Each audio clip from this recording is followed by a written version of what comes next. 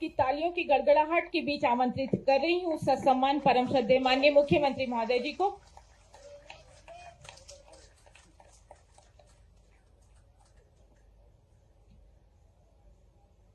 बोले परशुराम भगवान की। लाडली बहनाएं ज्यादा जोर से बोल रही, भैया थोड़े धीरे बोल रहे हैं। बोले परशुराम भगवान की, सियावर रामचंद्र की, पवन सुत हनुमान की, उमापति महादेव की, भारत माता की। मंच पर विराजमान हमारे केंद्रीय मंत्री, बहुत वरिष्ठ नेता देश के आदरणीय फग्गन सिंह कुलस्ते जी, भारतीय जनता पार्टी जिनके नेतृत्व में मध्य प्रदेश में निरंतर प्रगति कर रही है, हमारे कर्मठ और यशस्वी नेता, खजुराहो से सांसद आदरणीय श्री वीडी शर्मा जी, विष्णुदत्त शर्मा जी, हमारे मेहमान या पधारे हैं आदरणीय सुनील भराला जी, राष्ट्रीय परशुराम परिषद के अध्यक्ष, रोहतक के सांसद आदरणीय अरविंद शर्मा जी, और अपने सांसद द्वय, एक तो लोकसभा के छतर सिंह दरबार और एक अपनी बेटी कविता पाटीदार, हमारे वरिष्ठ नेता आदरणीय रमेश मेंदोला जी, इंदौर के अत्यंत लोकप्रिय नेता विधायक, मेरे मंत्रिमंडल के साथी, हाँ भाई तुलसीराम सिलावट जी, हमारे यहां पर उपस्थित भाई गोलू जी सावन, हमारे राजेश सोनकर जी जिले के अध्यक्ष, सावन जी, बेटी रीना जी, शंकर ललवानी जी नहीं है, गलत नाम लिख दिया इनने हमारे महापौर जी यहाँ पे इंदौर के विराजे महापौर जी, आदरणीय हमारे बीच हीरानंद बाबा जी यहाँ उपस्थित है, हमारे सभी साथीगण रामकिशोर जी, सुभाष जी, दिनेश जी, जितेंद्र जी, शैलेंद्र जी, आज अशोक पाटीदार की भी मुझे याद आ रही है, उनके स्मृति में यहाँ भवन बना हुआ है, मैं उनको भी स्मरण कर रहा हूँ। आदरणीय बेटा यहाँ पे है उनके, आदरणीय महंत जी, हमारे सभी आदरणीय मंच और नीचे बैठे हुए भाई बहन, हमारी जो संस्कृति और पर्यटन मंत्री है उषा जी, परिवार में शोक होने के कारण, भतीजे के स्वर्गवास के कारण आज वो यहाँ नहीं है, उन्होंने मुझे बताया। तो उषा जी, यहाँ उपस्थित सभी मेरी बहनों, लाडली बहनों, प्रिय भाइयों, भांजे भांजियों, सबको दोनों हाथ जोड़ के प्रणाम, सबको राम राम।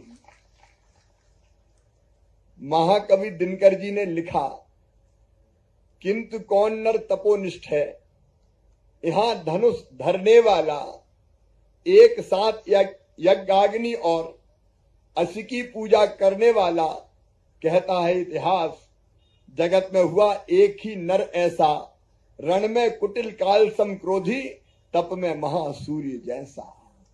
ये भगवान परशुराम जी के लिए उन्होंने लिखा। भगवान विष्णु के 6वें अवतार, यदा यदा ही धर्मस्य ग्लानिर्भवति भारत अभ्युत्थानम धर्मस्य तदात्मानं सृजाम्यहम् परित्राणाय साधूनां विनाशाय च दुष्कृतां धर्म संस्थापनार्थाय संभवामि युगे युगे। जब जब धर्म की हानि होगी, अधर्म बढ़ेगा, पाप बढ़ेगा, अन्याय बढ़ेगा, तब तब धर्म की रक्षा करने और दुष्टों के संहार के लिए और सज्जनों के उद्धार के लिए मैं बार बार इस धरती पर आऊंगा। भगवान विष्णु के 6वें अवतार भगवान परशुराम। और मध्य प्रदेश धन्य है मेरे बहनों और भाइयों कि आज हम तो पहले से ही मानते हैं कि उनकी जन्मभूमि ये जाना पाओ की पवित्र धरा है, जहां से 7.5 नदियां निकलती है इस विंध्याचल पर्वत से। मध्य प्रदेश सौभाग्यशाली कि उनका जन्म यहां हुआ। और आप जानते हैं भगवान परशुराम त्रेता और सतयुग की संधि काल में अवतरित हुए थे। उनने, मैं कुछ और बातें कहना चाहता हूं, समाज में समता और समानता लाने के उद्देश्य से सबको भूमि का आवंटन सुनिश्चित हो, इसकी पहल सबसे पहले की तो भगवान परशुराम ने की। उनने अपना फरसा फेंक के समुद्र को पीछे धकेल दिया था, और जो आज केरल जिसको कहते हैं, समुद्र के पीछे हटने के कारण वो केरल अस्तित्व में आया था, जिसका नक्शे में स्वरूप ही भगवान परशुराम के फरसे जैसा ही है। और इसलिए मैं कह रहा हूं, ये जमीन सबको मिले, कोई भी दीनहीन, कोई भी गरीब बिना भूमि के ना रहे। ये प्रारंभ किया भगवान परशुराम ने। मध्य प्रदेश पे हमने अभी तय किया है, ये हमारा संकल्प है कि मध्य प्रदेश की धरती पर कोई गरीब रहने की जमीन के बिना नहीं रहेगा, हर एक को जमीन का टुकड़ा दिया जाएगा। और इसके लिए यहाँ कलेक्टर कमिश्नर हमारे सारे हैं। गांव में मुख्यमंत्री भू आवासीय अधिकार योजना, हम गरीबों को अब जमीन बांट रहे हैं। और शहरों में हमारे मेयर भी बैठे हैं, हमारी बेटी भी बैठी है जो नगर पंचायत की अध्यक्ष है। हमने तय किया है कि जो गरीब जहां है उसको वहां पट्टे देके जमीन का मालिक बनाएंगे, और अगर जगह कम पड़ी तो मल्टी स्टोरी बना के भी गरीब को घर देंगे, बिना गरीब के नहीं रहने देंगे। लेकिन पहल भगवान परशुराम ने सबसे पहले ये पहल की थी। भगवान परशुराम जी ने भगवान राम को विष्णु धनुष दिया। भगवान परशुराम ने द्वापर में भगवान कृष्ण को सुदर्शन चक्र दिया। देवव्रत भीष्म के गुरु भी भगवान परशुराम ही है। कौरव और पांडवों को महारथी बनाने वाले गुरु द्रोण के गुरु भी भगवान परशुराम ही है। और आप सब जानते होंगे, नहीं तो मैं बता रहा हूं, अर्जुन के दिव्यास्त्र सहित अर्जुन को भी ब्रह्मास्त्र का ज्ञान अगर किसी ने दिया तो गुरु द्रोणाचार्य, और उनको दिया भगवान परशुराम ने। भगवान परशुराम शस्त्र और शास्त्र दोनों के ऐसे ज्ञाता थे कि सचमुच में आज के युग में चमत्कार जैसे ही लग रहा है। और इसलिए भगवान परशुराम के चरणों में मैं बारंबार प्रणाम करता हूं। यह बात सही कही कि भगवान परशुराम सबके, सब समाज समाये हुए हैं, किसी एक समाज के नहीं है। हाँ, इतना जरूर कहूंगा ब्राह्मण समाज के लिए, देव एक गुण धनुष हमारे, 9 गुण परम पुनीत तुम्हारे। ये ब्राह्मणों के बारे में कहा है कि 9 गुण ब्राह्मणों में, और वो 9 गुण है ऋजु, तपस्वी, संतोषी, क्षमाशीलो, जितेंद्रिया, दाता सुरो, दयालुष्य, ब्राह्मणो नव वीरगुणे। ये 9 गुण ब्राह्मणों में सरल हो, तप करने वाला हो, मेहनत की कमाई पर संतुष्ट रहने वाला, क्षमा करने वाला, इंद्रियों को वश में रखने वाला, दान करने वाला, बहादुर हो, सब पर दया करने वाला, और अंतिम ईश्वरीय सत्य का ज्ञाता। ब्रह्म जानाति ब्राह्मणा, जो ब्रह्म को जानता हो वही ब्राह्मण है। और इसलिए आज सब ब्राह्मण देवताओं को भी मैं प्रणाम करता हूं। हम सब एक हैं, हम जातियों में विश्वास नहीं रखते, सारा भारतवर्ष एक है। लेकिन कुछ काम मैं बताना चाहता हूं। भारत में धर्म, अध्यात्म, ज्ञान, विज्ञान, योग, आयुर्वेद, परंपरा, संस्कृति, इन सबको श्रुति और स्मृतियों के माध्यम से बचाने का काम किया है तो ब्राह्मण विद्वानों ने किया है। ये इतिहास है, ये इतिहास, ये सच्चाई है। हवन, यज्ञ, शस्त्र, शास्त्र, अनुसंधान, योग, चिकित्सा, ये इनके बिना बचती नहीं, ये सत्य है।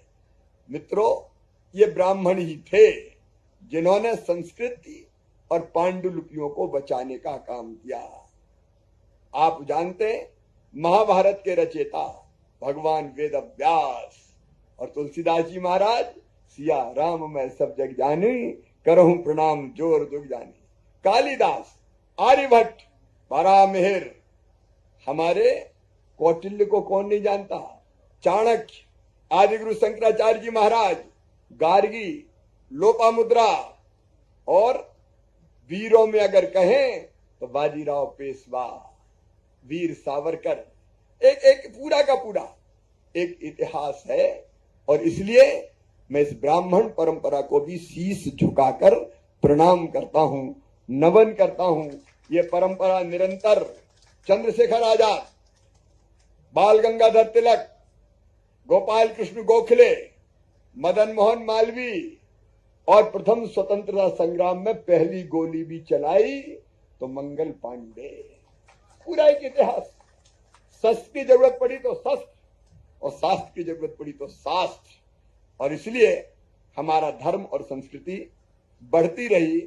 हमारे राष्ट्रीय गान जन गण मन के रचयिता रविंद्रनाथ टैगोर और वंदे मातरम के रचयिता बंकिम चंद्र चट्टोपाध्याय ये ब्राह्मण परंपरा से ही आते हैं।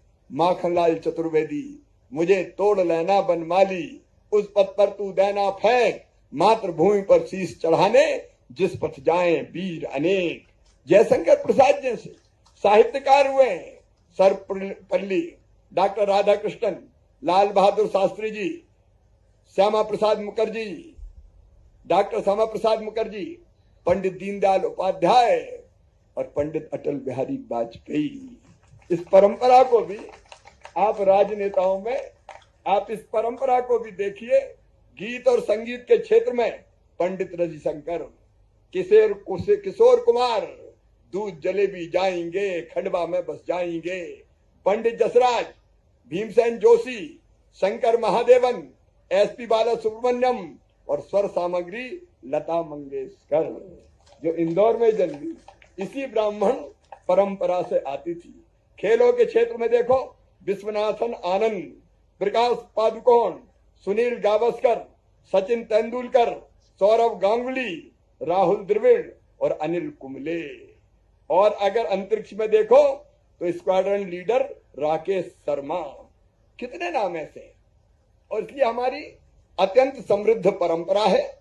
इस परंपरा को मैं प्रणाम करता हूं। लेकिन देश में हम सब मिलकर काम कर रहे हैं, एक होकर काम कर रहे हैं। और इसलिए आज भगवान परशुराम जी की जयंती पर मैं सबको बहुत बहुत बधाई और शुभकामनाएं देता हूं। कई काम यहाँ भगवान की जन्मभूमि पर संपन्न हुए हैं, उनका जिक्र नहीं करेंगे। लेकिन अभी ऊषा जी ने भी बहुत रुचि ली और 10,31,59,000 के काम यहाँ स्वीकृत है।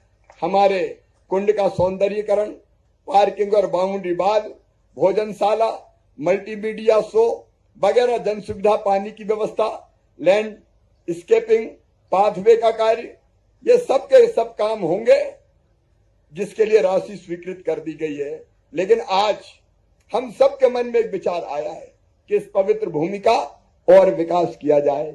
हमारी सीमाएं केवल इसलिए है कि ये पूरी की पूरी जमीन फॉरेस्ट की है। इस इलाके को भी कितने मुश्किल से हमने विस्तारित किया है हम लोग जानते हैं। और फॉरेस्ट से जमीन लेने में केवल केंद्र सरकार नहीं, सुप्रीम कोर्ट तक जाना पड़ता है। लेकिन ये बात पक्की है, ये संकल्प है हमारा कि इस भूमि का यथोचित विकास करके इस स्थान को हम ऐसा बनाए कि दुनिया भगवान परशुराम जी की जन्मभूमि पर दर्शन करने पधारे। और इसलिए यहाँ भगवान परशुराम लोक का निर्माण किया जाएगा। एक और धाम बनेगा, परशुराम धाम। बोले भगवान परशुराम की। और उसकी पूरी रूपरेखा बनाने हम विद्वानों के साथ, प्रशासन के साथ, सबके साथ बैठेंगे। और जब भगवान की कृपा से ही महाकाल महालोक बना है तो भगवान परशुराम लोक भी बनेगा। मित्रों, इस संकल्प के साथ एक बार में फिर आप सबको बहुत बहुत शुभकामनाएं देते हुए, आपको ध्यान है पिछले साल हमने तय किया मंदिरों में पुजारियों जिनके पास जमीन नहीं थी 3,000 उनको मिलता था, मानदेय वो बढ़ा के 5,000 करने का काम किया। एक और क्रांतिकारी फैसला हमने किया कि बच्चों को जो कर्मकांडी होते थे, संस्कृत विद्यालय में पढ़ते थे, उनको स्कॉलरशिप नहीं मिलती थी, उनको अब स्कॉलरशिप दे रही है। तो भारतीय जनता पार्टी की सरकार दे रही है, वो काम भी हमने किया है। ऐसे अनेकों काम पहले संपन्न हुए, लेकिन अब तो भगवान परशुराम लोक और परशुराम धाम बनेगा। बोलो बनना चाहिए कि नहीं? अरे जोर से बताओ, बनना चाहिए कि नहीं? तो उसकी रूपरेखा बनाएंगे। मेरी लाडली बहनाएं भी सब यहाँ आई हुई है, उनकी जिंदगी में भी आनंद, प्रसन्नता और मुस्कुराहट आए, इसलिए मुख्यमंत्री लाडली योजना के आवेदन भराए जा रहे हैं। सब बहनों ने आवेदन भर दिए कि नहीं? जिन्हें फॉर्म भरे हाथ उठाओ जल्दी। अभी जिनने नहीं भरे वो भी भर देना। 10 जून से 1000 रुपया मिलना मेरी बहनाओं को प्रारंभ हो जाएगा। उनकी जिंदगी भी बदलेगी और मध्य प्रदेश भी लगातार आगे बढ़ता जा रहा है। एक बार फिर भगवान परशुराम की जयंती पर बहुत बहुत शुभकामनाएं। मेरे साथ एक बार पुनः बोलिए, परशुराम भगवान की, धर्म की, अधर्म का, प्राणियों में और विश्व का, भारत माता की, गौ माता की, हर हर महादेव। बहुत बहुत धन्यवाद।